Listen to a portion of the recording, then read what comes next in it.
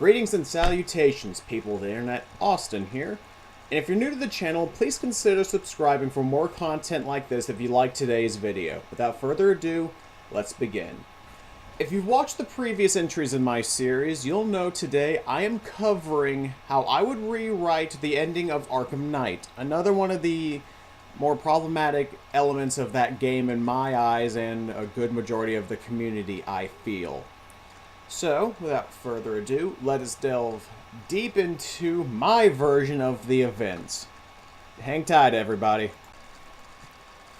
Alright, we're going to start off this rewrite from the actual point where this happened in the game. Batman has surrendered to Scarecrow, taking off his utility belt, and has just killed the Joker in that hallucination sequence is being rolled into Arkham on a gurney by Scarecrow.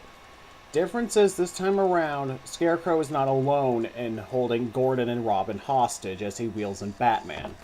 There are two malicious soldiers pointing guns towards Gordon to make sure he stays in line this time around. Like in the base game, Scarecrow orders Gordon to unmask Batman to reveal his identity to not only Gotham but the entire world in order to fully and completely break the hope that Batman brings to the people. Naturally, Gordon tells Scarecrow to shove it, but Scarecrow motions to one of the malicious soldiers in the room to point his gun towards the heavily injured Tim Drake.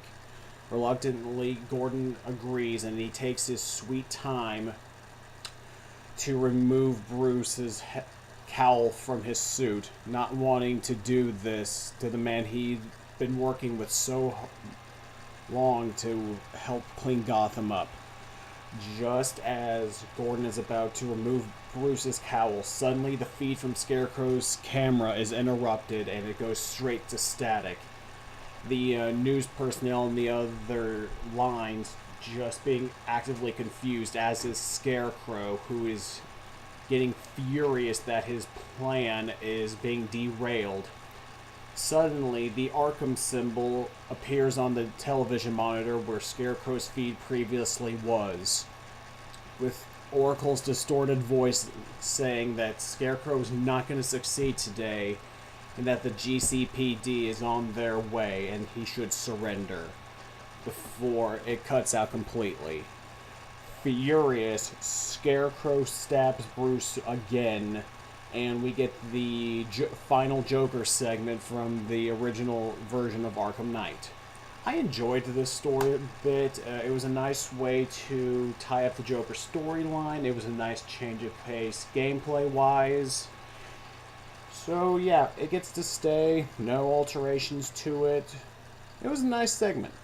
Anywho, after Bruce has finally conquered the Joker from his brain and is whole once more, and Scarecrow fails repeatedly to make him feel fear like he used to from injecting the toxin straight into his body, a sniper shot rings out through the now empty halls of Arkham Asylum. Jason's arrived on the scene and has shot one of the manacles holding Bruce down to the gurney. Seeing this, Scarecrow flees as Jason takes out the two malicious soldiers in the room before dropping down to help free Bruce. Quickly handing him his previously discarded utility belt, he lets Bruce know that he was the one who contacted Barbara to let her know of his current location so the GCPD could raid Arkham Asylum and bring Crane in alongside the rest of his cronies. Jason reveals that he scouted out about 50 malicious soldiers on the premises, and no doubt that Scarecrow's going to use them to buy himself much time to escape as possible. Bruce tries to convince Jason not to kill them, but Jason makes no promises. They exit the building and head towards one of the main courtyards of Arkham Asylum when they are confronted by a horde of malicious soldiers. Brutes, medics, combat experts, standard soldiers, the works. This is Scarecrow's last stand from a malicious standpoint. And it is here we get a dual play section with Bruce and Jason. Now, I'm a little iffy to put this in here because while I love the concept, gameplay-wise and story-wise, it'd be hard to balance as Jason would have no qualms killing the soldiers on the premises while Bruce would try actively to stop him. So, let's just say tentatively Rocksteady found a way to make this work and just move on with the story bits. So, after taking care of the remaining Melissa soldiers, they track down Scarecrow, who's fled to the intensive treatment building. Another callback to Arkham Asylum, as that's where we first encountered him. After taking the elevator down, or whatever method they used to track Crane, he confronts them.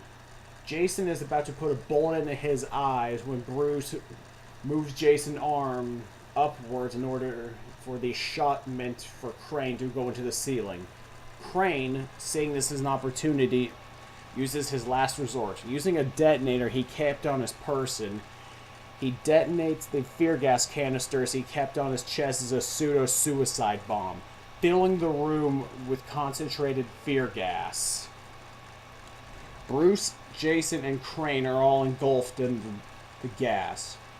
When Bruce manages to find his way outside the fear gas fog, he is in a desolated ruin hellscape, similar to that of the cloudburst effect, but in a barren wasteland, with bits of Gotham surrounding him. Jason is there too, screaming and muttering about the Joker, as we hear the clown's echoing laughter whenever we hold the camera on Jason. Bruce rushes over to help him and manages to shake off that particular hallucination as Jason comes to a degree. They're both still trapped in the hellscape when a giant, and I mean giant, Scarecrow figure appears. He is a monstrous demon in appearance, while still retaining elements of the original Arkham Knight design. If you're wondering where the picture came from that I'm posting in the video, that is from a comic where Scarecrow turned into Scarebeast. I love the design, and I always wanted to see a proper Scarecrow boss fight with a visual design of something like this, so I think combining them into some hellish abomination would be a great way for Crane to go out in this series. Since in Arkham Knight he really didn't have a satisfying conclusion, like no real confrontation like we had in Arkham Asylum, so this final boss fight will be a means of getting some of that back. I want to bring in more callbacks, so this is a platformer in sections, though we will be damaging Scarecrow. Much like in the original Arkham Asylum sections, Crane will periodically stab the ground in order to bring out minions for you to dual play fight with. Instead of skeletons in Arkham Asylum, I want to use the demon models from the opening of the game and the diner scene. I felt that's a too good of a character design not to reuse for this section, so they will be the grunts for this.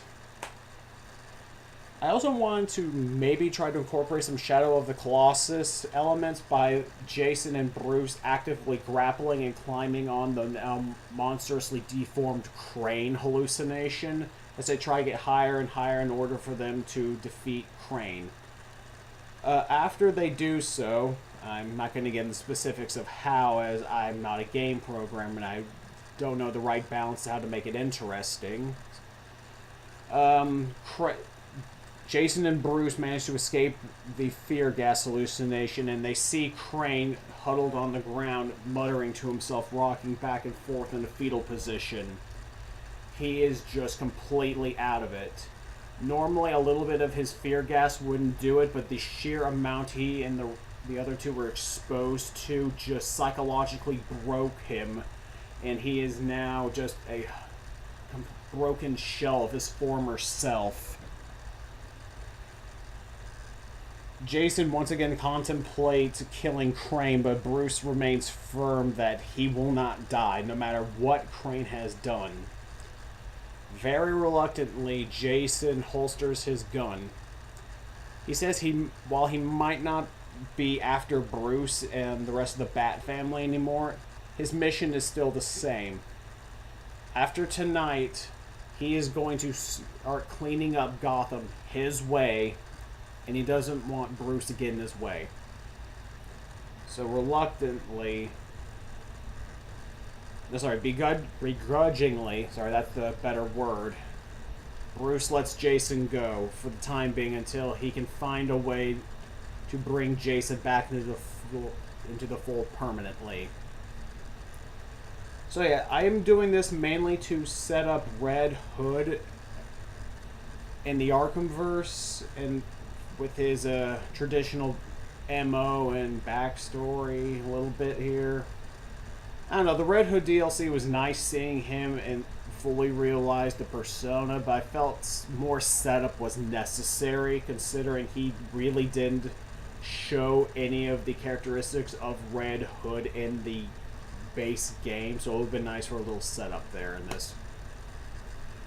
So yeah, now we get to the epilogue, which is the true ending of the game for this. I want to keep that, though I actually want to make it satisfying and not tied to the side mission. So this is, I guess, less of a... This is the epilogue. This is the epilogue of my version.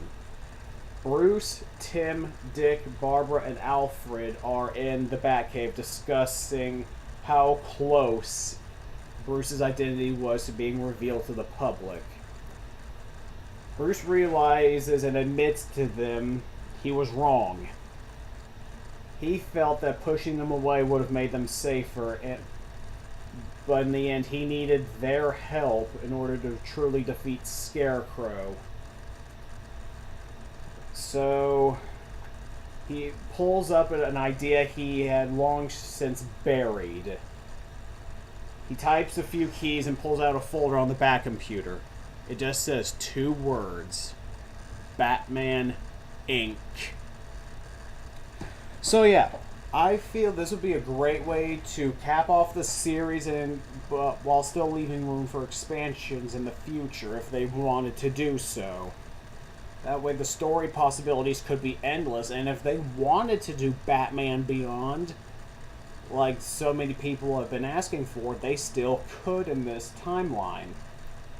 But yeah, that's all I got to say for this part. I hope you enjoyed it. Drop a comment if you enjoyed the video. Let me know what you would have done to make Arkham Knight's ending better in your eyes, what I could do better as a content creator. Like the video if you enjoyed it. And if you're new to the channel, like I said earlier, please consider subscribing and drop a note and click the bell for notifications. Alright, I'm out, guys. Have a nice day.